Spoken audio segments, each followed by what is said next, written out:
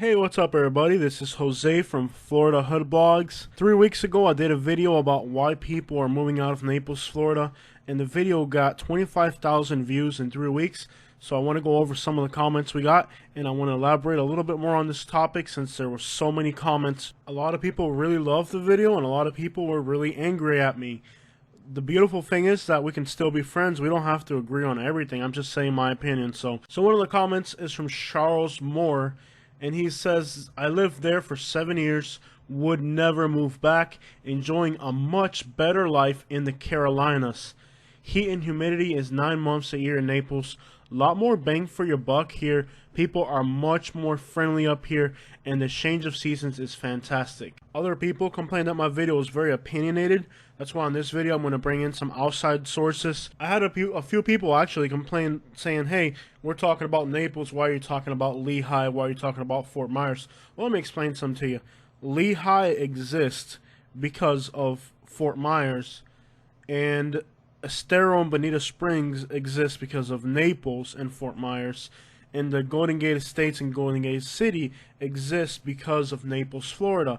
In other words, these are suburbs, and if it wasn't for the main area of Naples being here, a lot of people that live in Lehigh Acres work in Naples, and a lot of normal class people that consider moving into Naples actually end up living in those areas and working out of Naples. That's why it's very important to mention those places. It's like Spring Hill, Florida exists and thrives because of its proximity to Tampa. So it's really important to understand that. A lot of people, when they consider moving to Naples, well, they can't afford it, so they look for something nearby. Talking about Immokalee, Florida. Immokalee, Florida wouldn't exist if it wasn't for Naples. Like, a huge percentage of the people that live in Immokalee work either in Bonita Springs or Naples, so these places exist because of Naples, and they can't afford to live in Naples. Let me read something from an outside source on the same exact topic.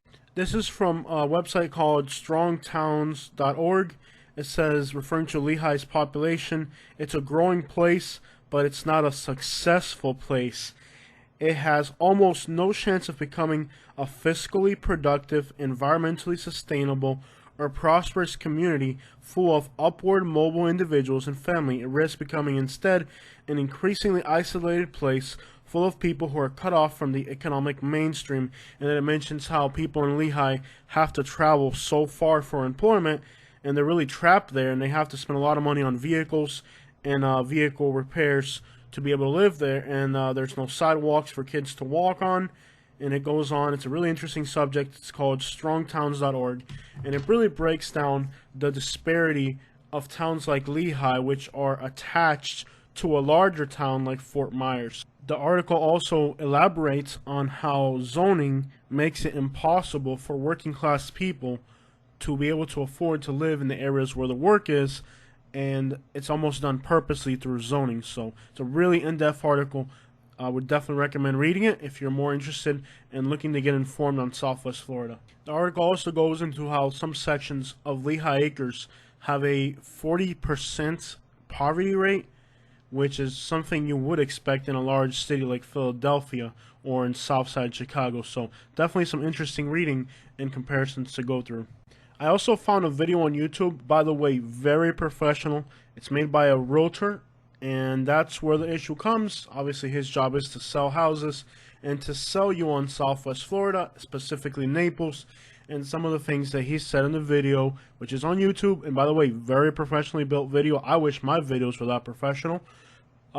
Mentions how it's one of the things, you know, that were outright lies, and he mentioned how it's so easy to get beach parking, and if you have a beach parking sticker, you can park on the beach. Well, this is Ventura Beach, which is one of the nicest beaches you want to go to here, and as you can see, on a windy day right after the hurricane, where not a lot of people go to the beach because it's windy, and the water was really stirred up and whatnot, look at this parking. Every single parking spot is taken, so it's a lie, and I have to call this guy out. I really like how professional his video is, but the information is misleading because he's a realtor and he's trying to sell you some houses. So he wants to tell you and make you believe that it's a great place. There's two lies that he said. One was the parking at the beach.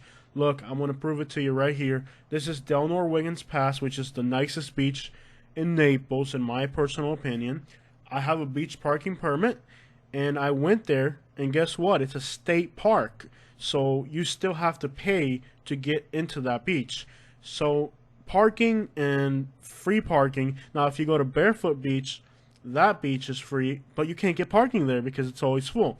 Even now in the summer, like on a day like on this day where I went to the beach, where there's actually warning flags because of the wind and the hurricane and all that, so you wouldn't want to go swimming. It was still packed, and I still had to pay to get in. And so no, beach parking is a problem, even in the summer. Now, a few years ago, it used to not be that way, but like in the last 3 years, it doesn't matter if it's windy or if it's in the summer, which is like the slow season here. The beaches are packed, and finding parking is a problem. Maybe 3 or 4 years ago that wasn't the case, but definitely today, going to the beach and finding a parking spot is a problem. A lot of the people that agreed with me on moving out of Naples, one of the reasons they said they're moving out was because they came here for the beaches, and now you can't enjoy the beaches because you can't get parking, and there's so many people, and it's overcrowded that even on a crappy day like this, it's packed. So definitely I have to call this guy out for saying that misinformation. I know you're a realtor, you're trying to sell some houses, but you can't just lie to people to sell houses. And by the way, your video is very professional. Now, the other thing that disappointed me was how he mentioned that Naples is a friendly place. Absolutely not. If you think Naples is a friendly place, it's because you're coming from like one of those crappy, nasty, I don't know where you're coming from if you think Naples is a nice place. Like this guy mentioned in the comment, people in North Carolina are a whole lot friendlier, and the same goes for Georgia, South Carolina, and a bunch of other states. People here in Florida are not friendly, well, at least in this part of Florida. Fort Myers is absolutely the rudest town in Florida, and Southwest Florida is not a friendly place. It used to be a friendly place, and it is no longer like that. So, misinformation. Yes, there is a lot of work. That is very true. And it's a very good place if you're already coming here with money. And that's one of the truths about Naples, that even the people who did not agree with my video did agree with me on the fact that this is definitely not a place for poor people. I wish I had time in this video to break down how rude some of these people are, but I really don't. Maybe in the future, so subscribe to my channel, and maybe in the future I'll make some videos, and I'll tell you guys some stories about some of the rudest things I've seen down here. But I have to keep moving with this video. There's a lot of stuff we got to cover. One of the biggest truths about Naples is, if you don't have money, don't come here. You gotta have money. If you want to enjoy this place, you gotta have money. If you're coming to Naples and your net worth is like $400,000, $300,000 at least, yeah, you can actually enjoy this place. If you're coming to Naples and you live month to month, this is not a place to live like that. And I'll tell you for a fact that I have friends who are telling me, oh, you're going to move out of Naples. It's just a prosperous place. And I'm like, look, bro, how much money you got in the bank right now? And it's usually like $7 to $12. So, and I'm not lying. And I've had a few friends tell me, hey, Jose, you're crazy. You're moving out. And why are you moving out of Naples, man? You're crazy. This is a really prosperous place. And I'll say, how much money you got in the bank right now? And they'll be like, well, it's negative right now. Or I got $5 or $10. And that's always the answer I get from my friends. You know, like if maybe they'll have $100, they, you know, if they're lucky. So people who are here and they think they're here for, now I understand if you're coming from a place where there's a lot of crime, there is no crime here. Well, there is crime, but it's not a problem here. So definitely, if you're trying to get away from crime, if you're coming from a crappier place, it's better. Okay, I totally understand that. Agree with you. If you're coming from a big city, a place where it snows and it's crappy, yeah, this is a great, it's better. No doubt about it, it's better.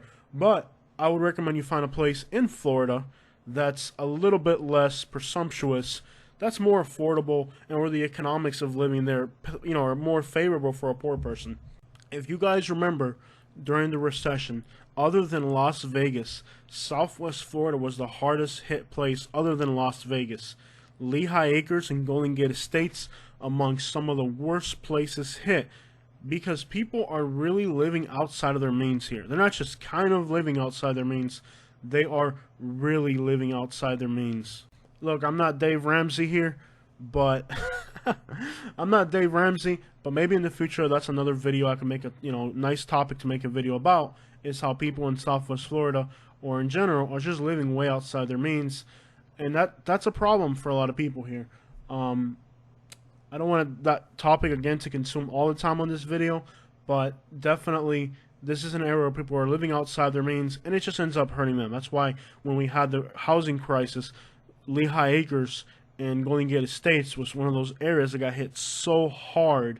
In Southwest Florida in general, Fort Myers, Cape Coral, this whole area, now it's changed a lot for the better since then, but it's an area where people are living so far out of their means, it's just mind-boggling. I just had a friend tell me, Jose, you know, once you sell your house, you can use the equity you're earning off the property to put a down payment on $1 million house. And I'm sitting there like, are you crazy?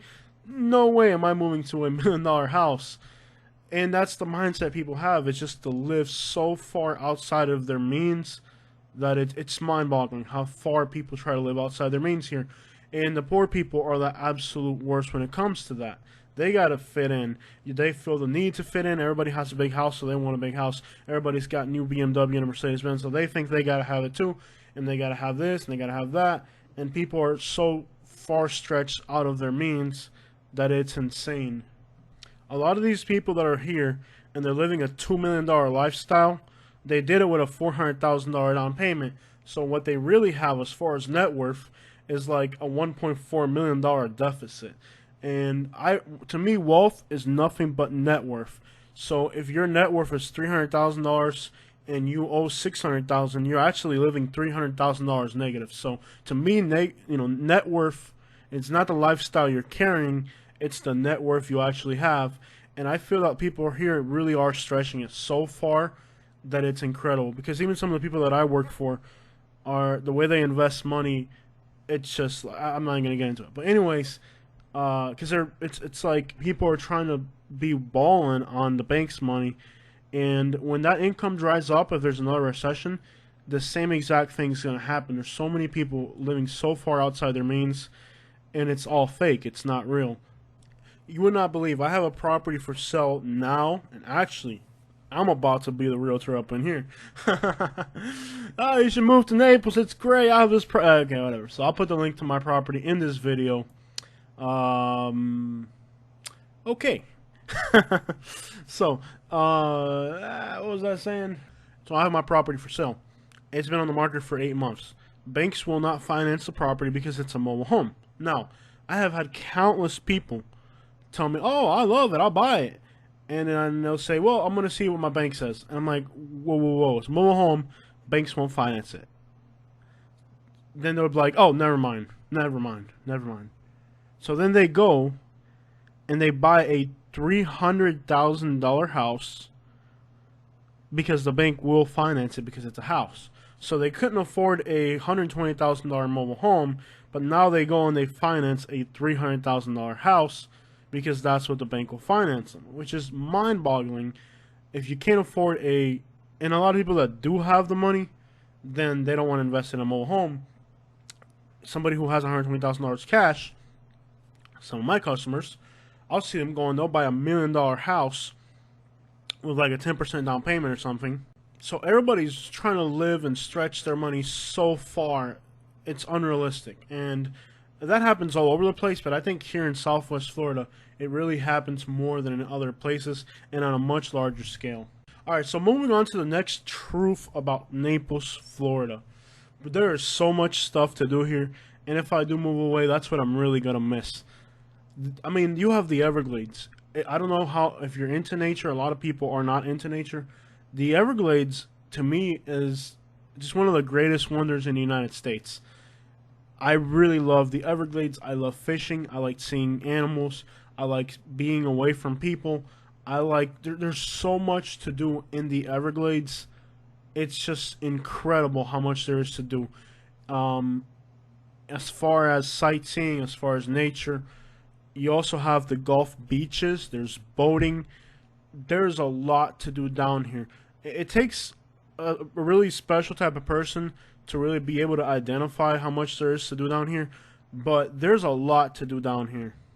Me and my wife, we love big city stuff. I couldn't live in a big city, but there's stuff I like to do in the big city. We go down to Miami, and we'll have dinner in Miami. I mean, or we'll head up to Tampa. Florida's a great state. We go on US 41 and we drive straight into Miami. There's so much to do in Miami. If you're into like plants for your garden, tropical trees, one of the best things about Naples is how tropical it is. And you can grow bananas, mangoes, and a bunch of other stuff that will not grow anywhere else in the country other than like Puerto Rico or Hawaii. So one of the most beautiful things about Naples is how you can grow anything tropical that you want. When I move to North Florida, I'm going to have to give up my mangoes. I'm going to have to give up my bananas unless I go to Fruitscape. So what I'll do is once I'm up there, I'll come back to Naples. I'll have to always come back to Naples for some reason or another.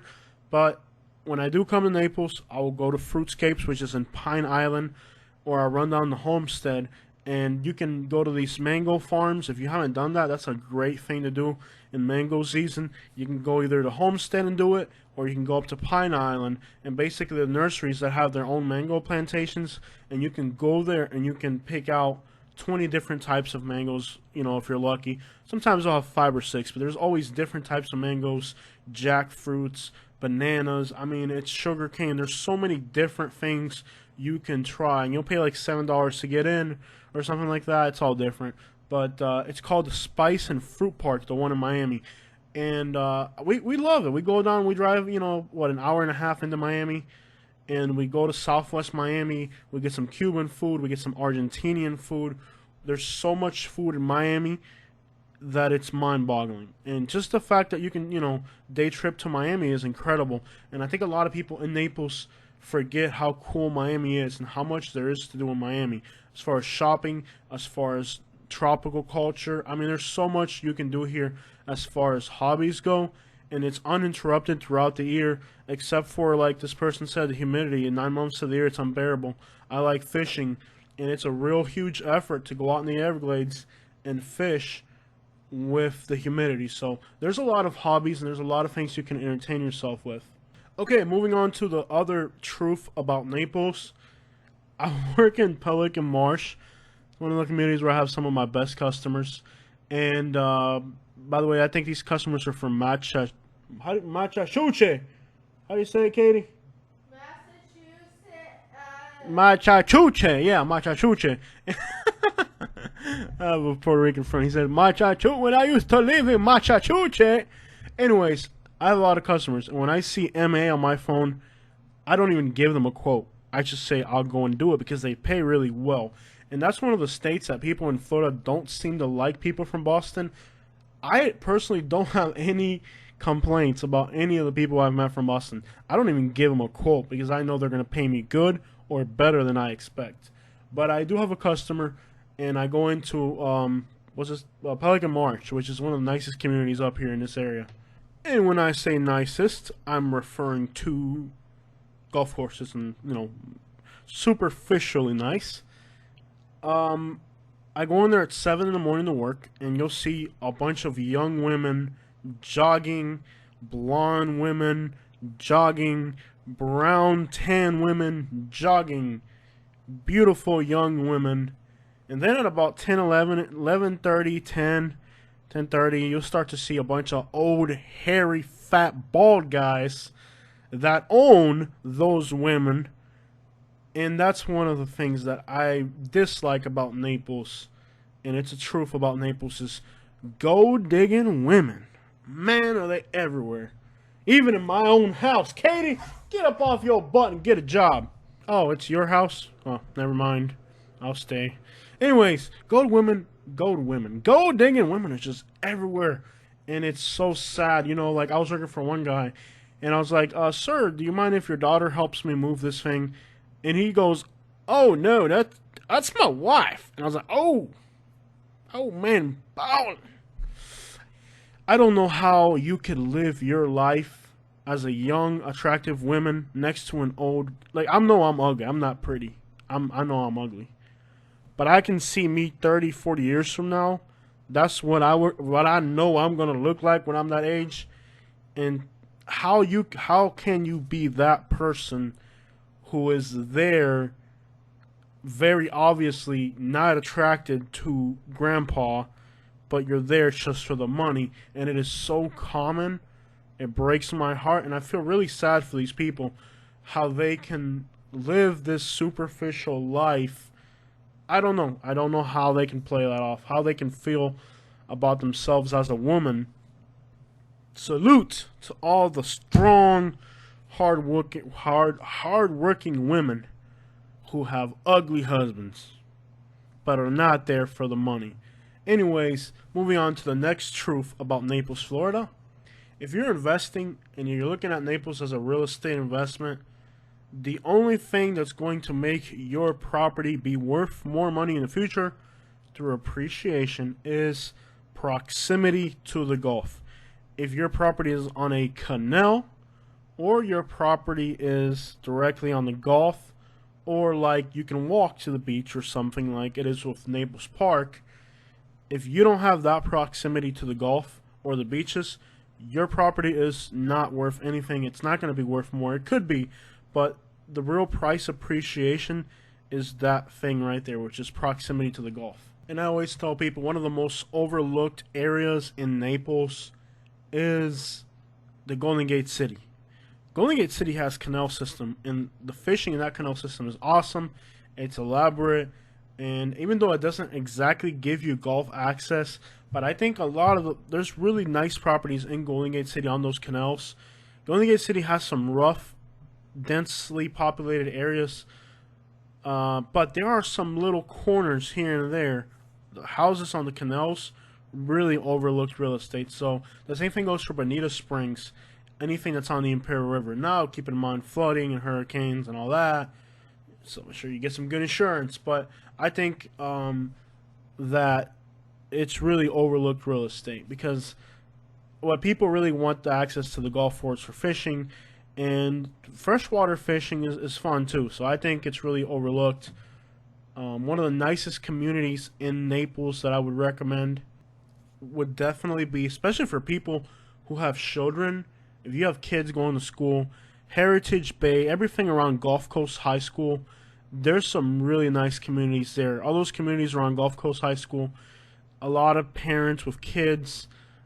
It's a good area to invest because of the high school, and there's a lot of families with kids there. People do move in and out periodically, but I think it's a really good area to be near the high school, Gulf Coast High School. I think it's a great little area, and I work in there a lot, and there's a lot of really good families in there, and I think if you have kids, it's a really good area to live in. There's Heritage Greens, there's Pebblebrook, and you have Oak Ridge Middle School, you have an elementary school and a high school there. I think that area is really awesome, especially for people with family. And all along Immokalee Road, another area that I really like is Willoughby Acres. I love Willoughby Acres, which is actually Palm River. Now, I'm not going to say that for some reason all the most bad kids that I went to school with happen to live there, but I don't know how that happened, because it really is a nice area. And all along Immokalee Road, basically from Orange Tree all the way to Naples Park, that whole area of North Naples, I really recommend. It's just a really nice area, low crime, great place for family and kids, and I think it's probably the nicest area in Naples to live in. And a lot of people when they mention North Naples, it's a big area, but all along Immokalee Road, like I said, from Naples Park all the way down to about Orange Tree, it's a great area. Good schools, great place for families, especially if you're immediately right there where the schools are, because then there's a lot of families, and it's a good place because from a real estate perspective, when you go to sell your property, people want to live in that area because they're close to the schools, and there's always an interest in those communities. I don't know what's going to happen in Naples in the future with golf course communities. It seems like younger people are just not attracted to that. Like, they'll buy a house in a golf course community, but I don't know what the future of that is. Naples is a changing place, and one of the truths about Naples is how it's a changing place. One of the comments on that video we're referring to says, FYI, Naples is for retirees. No, it's not. Not anymore, lady. Not anymore. Absolutely not. This is not a retiree place anymore. There's a lot of younger people moving here, and they're not quite retired yet. A lot of them are living off passive income. They're middle class. They're well off, but they're definitely not retired yet. And I don't know what's going to happen. Like, what I don't like about East Naples is that they're communities that are mostly for older people. Lots of golf courses. That's the emphasis of a lot of these communities. And one of the reasons Marco Island, people have mentioned on the video how nice Marco Island is, and I totally agree. Now, it's not affordable. Marco Island, the real estate, I think it starts at $700,000, but if you can afford it, you have golf access, and that's where the price appreciation is. And Marco Island, almost every house has golf access or very close proximity to the golf. I mean, it's an island, go figure. But Marco Island has something good going for it. And what's made Marco Island good is that there's not that many golf courses because it's so much of a prime real estate. And I don't know what's going to happen to all these golf course communities because younger people are just not into that. So if the emphasis is on golf and just golf, there's one community in Bonita Springs that I would recommend, and it's called Highland Woods, which is in Bonita Springs. It is one of the most active golf communities. In other words, people are actually moving there to play golf, and it's full of great people. I definitely recommend Highland Woods in Bonita Springs if you're into the golf. There's also over here by Bonita, there's Palmyra, and what's the other one? Village Walk are two. And I actually did a drive-through of Village Walk. Village Walk has its own gas station, which is awesome. If there's a hurricane, they got that figured out. There's lots of lakes if you like fishing. There's a giant pool. There's a bunch of tennis courts. Village Walk is definitely a really nice one.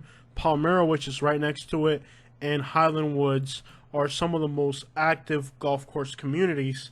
Then there's really high-end communities like Mediterra and Colliers Reserve, which are really fancy, really high-end golf communities. Those are the type of places I could recommend putting your money into. A lot of these golf course communities, it's like, what's the future of these places really going to be? I know for a fact my wife's family had to sell a property in a golf course community and in East Naples, and I tell you what an undesirable and miserable place to live. I was actually happy when we took care of a family member that lived there, and I was actually happy when I moved back to the hood, which is where we're recording this video at now. This is my hood, North Naples. What's up? North Naples in the house? Yeah. Where I can park my truck on the road, blasting loud music, and try to cast net a neighbor with my fishing. You know what I mean? Like, I can have fun, and I can cast net a neighbor. You know what I mean? Like, where you can just be yourself. And I really missed living in the hood when I lived in a golf course community in East Naples. I was relieved that I could play my music loud. I could leave my garbage can till 3 in the afternoon. Living in the hood has it's good stuff, you know. You have a little bit more freedom. In some of these golf course communities, people really have a stick up their noses. And I don't know from a real estate perspective, because there's so much inventory with these condos on golf courses. First, you're paying like $300 to $600 a month for maintenance. It's money you're throwing away, people. These properties are in a state, so as soon as they hit the market, they need to get sold right away. And it's not really, if you're a seller, that's not the type of competition you want. You really want to compete with somebody who's selling the house and it's in a state and they just got to sell it quickly? Definitely not. So keep all that in mind if you're investing with real estate. By the way, thank you so much for watching my channel. Please comment with your ideas or questions, and I hope you have a beautiful day. Jose from Florida Hood Blogs, thank you so much.